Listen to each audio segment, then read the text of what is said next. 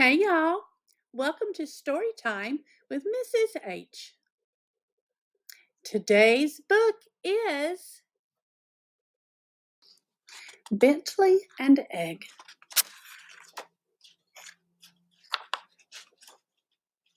Story and pictures by Joyce. Read by Mrs. Hudgens. This is the title page. Bentley Hopperton was a young and rather musical frog who loved to draw. Whenever he felt extremely happy, he would burst into song. His best friend was Cat, a recently widowed duck of the wood who lived next door. She took care of Bentley. She made sure his clothes were clean, nursed him when he was sick, and loved his songs and drawings. "Oh, sing to me, Bentley," she'd say, and happy in the company of his one true friend, Bentley would sing his heart out. But one day Cat forgot to ask Bentley to sing, and she forgot to look at his drawings. In fact, she forgot Bentley altogether. At sunset, Bentley went looking for Cat and found her sitting very quietly on her nest. "Look, Bentley," she said proudly, rising. There in the middle of the nest was a single white egg. "Isn't it beautiful?" asked Cat. Bentley didn't know. "It's just an egg," he thought.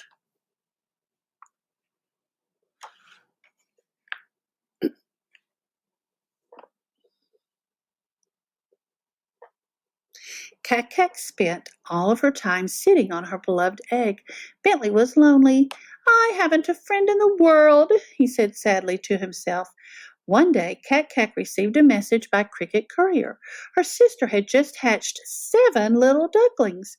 "Oh, Bentley, I must go and see them. Would you please watch over my egg while I'm gone?" "Well, okay," he said. "Thanks, you're such a dear," she quacked and pecked him on the cheek. Left alone with the egg, Bentley frowned. "Silly old egg," he muttered. Soon one wood creature after another scurried by the nest. "We're off to see the new ducklings," they said. "Won't you come with us, Bentley?" But Bentley shook his head and sat glumly guarding Cat's solitary egg.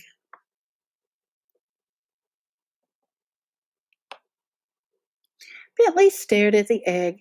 He didn't know why. He just didn't like it. It looked bald and bare. It looked dull and pale. It was so blank. Then he had an idea. He would paint the egg. He did a beautiful job, a masterful and extraordinary job. The egg looked dazzling. Never in the history of the wood had there been such a special egg. "Now, this is an egg a frog can get attached to," said Bentley proudly. Then he pulled out his banjo and began to sing. "Oh, special egg, oh, roundy egg, oh, splendid, artful Bentley egg. I painted you with feelings too, mysterious to say to you." Bentley felt happy beyond words.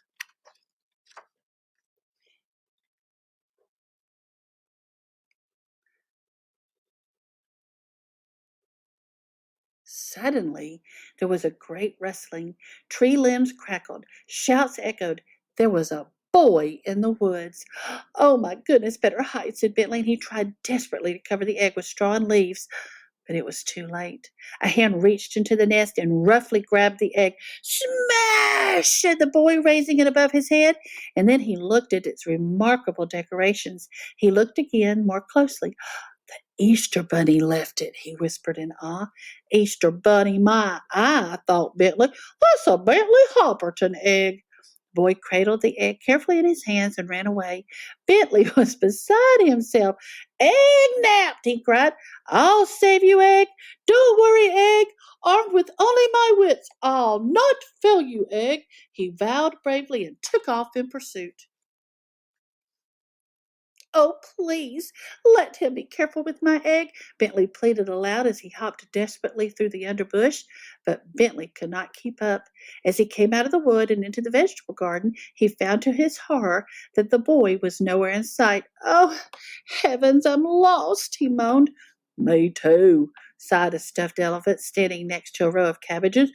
"I've been out here a week. I think they forgot me. I hope it doesn't rain." "Oh dear, so do I," said Bentley with genuine concern. "Did a boy carrying an extraordinary egg pass by here?" "Yup," said the elephant. He turned left at the cucumber squash. He never even noticed me. Thanks so much, said Bentley as he dashed away. Don't worry, I'll try to send you help. Appreciate it, said the elephant. At the cucumber squash, Bentley found the tracks of the boy's bare feet and followed them through the garden and into the house. He had never been in a house before, so he was more than a little afraid. I must not falter. The egg is all, he whispered himself to bolster his courage. Going from room to room, Bentley finally spotted the egg on top of a table. Using a nearby balloon, Bentley floated up to the egg. Driftily lassoing it, he quickly examined it for cracks. It was still perfect. His decoration was perfect, too, not even a smudge. Oh, joy! Oh, rapture, he sighed, then broke into song. Oh, fondling egg, my captured egg. There really is no time for serenade, you know, interrupted a watery voice of a nearby goldfish. He'll be back any second. You're right, said Bentley, embarrassed. I just get carried away sometimes. Don't we all? Sighed the goldfish. Then, using all his might, Bentley loaded the egg into the basket of the balloon. But before he went aloft, he scribbled a message for the boy. The egg is mine. It needs me. Your elephant is in the garden. It needs you. Bentley Hopperton. You won't tell him which way we went, will you? Bentley asked the goldfish. Cross my gills and hope to drown. Thanks, said Bentley, and he and the egg floated toward the window.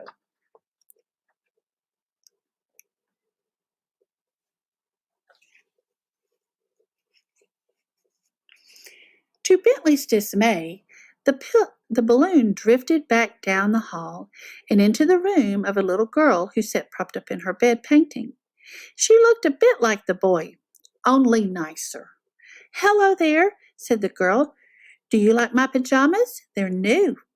Very lovely, replied Bentley. I'm sick, you know. The Easter egg hunt is today, and I'm going to miss it, said the girl with a sigh. Oh, I'm sorry, said Bentley. Well, that's a nice egg you've got there, said the girl. A really nice egg. Well, thank you, said Bentley, tightening his grip on the egg. I'd give it to you, but it belongs to someone else. Oh, I see. No eggs for me, I guess, said the girl, shaking her head sadly. Look here, said Bentley impatiently, for he thought Cat might be home by now and worrying. I've got an idea. In a flash, he painted an egg on a piece of paper, which he handed to the little girl. She smiled. The egg matched her pajamas. Bentley hopped back into the balloon, and the little girl, smiling sweetly, gave it a little shove. Thanks, Bentley called as they sailed out the window. The breeze was steady, and the balloon flew straight and true. Never had frog or egg soared so highly. Bentley was moved to song. Oh, flying egg, sky-highing egg, my aeronautic high-up egg, I look at you as we drift through the heavens that are brightened. But before Bentley could finish, there was a loud hissing and the balloon began to plummet to the ground. Bentley looked up. There was a hole in the balloon. Bentley looked down. There was an Easter egg hunt just below them. They were headed straight for a lady in a great big hat.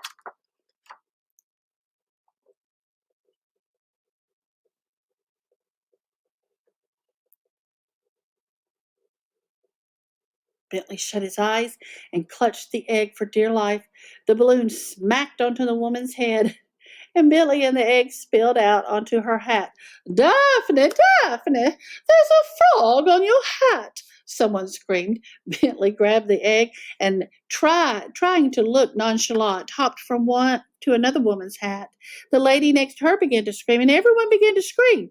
Food began to fly. It was pandemonium. Amid all the confusion, Bentley and the egg, disguised as hors d'oeuvres, slipped away undetected.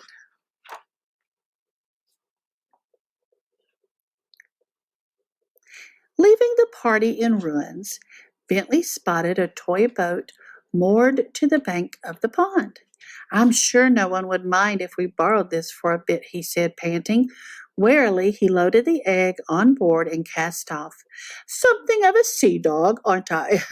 said Bentley to the egg, and with a flourish he took the ship's wheel and steered a course across the pond. The egg sat amidships, shimmering in the afternoon sun. It looked beautiful. Once again, Bentley was moved to song. Oh, sailing egg, most demanding egg, our troubles have begun. We're whirlwigging. I sail us to your mother who sits at home and yearns for. But once again, events would not let him finish, for straight ahead, waiting toward them, was the boy. I want my egg back, he demanded, and he threw a rock, which smashed against the ship's bow. I have not yet begun to fight, Bentley proclaimed, and fired the ship's cannons.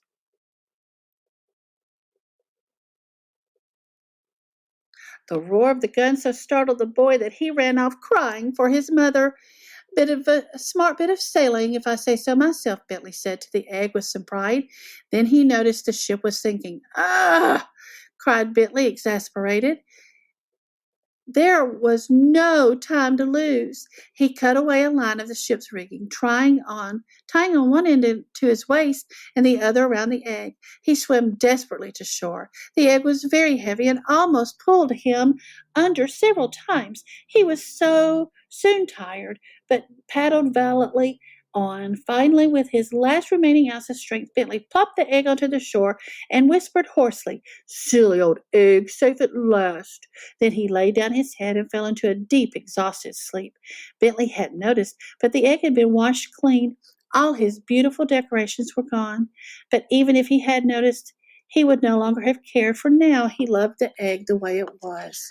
It was a long time before Bentley woke up. He blinked his eyes and looked over at the egg. His heart sank. It was broken, covered with a dozen tiny cracks. "Oh, no! Oh, no!" he moaned. Then the cracks grew wider and wider, and he heard a tiny sound. It was the sound only a newborn duckling makes. The shell began to crumble, and out wobbled the most beautiful baby duck Bentley had ever seen. Then he saw that Cat was there too. "It's a boy! It's a baby boy!" she cried, gently soothing the duckling's downy feathers. Suddenly there was a great awing cry.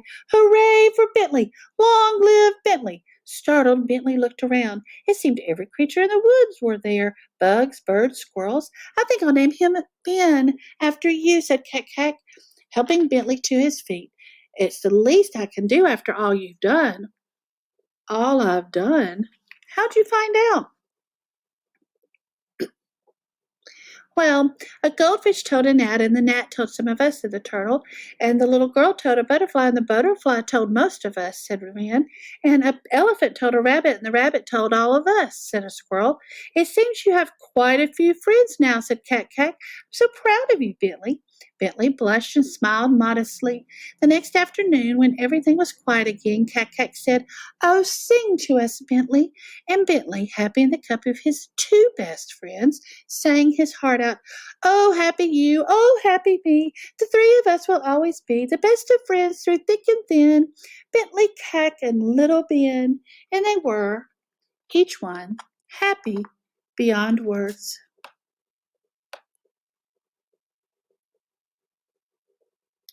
The end. Go to your local library or bookstore and find more books by William Joyce. Bye.